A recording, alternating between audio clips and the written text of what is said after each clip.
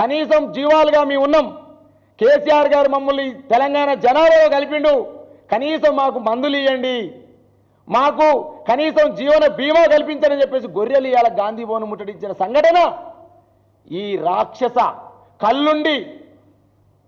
కళ్ళుండి నోరుండి మాట్లాడలేని కబోదుల్లాగా వస్తున్న ఈ కాంగ్రెస్ ప్రభుత్వం ఏదైతే ఉందో ఆ కాంగ్రెస్ ప్రభుత్వానికి నాయకత్వం ఇస్తున్న కాంగ్రెస్ పార్టీ గాంధీ భవన్ ముందు గాంధీలాగా ఎవరించారు.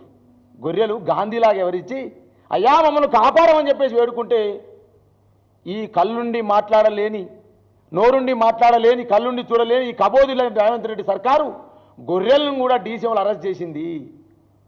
ఎక్కడి ప్రజాస్వామ్యం అండి?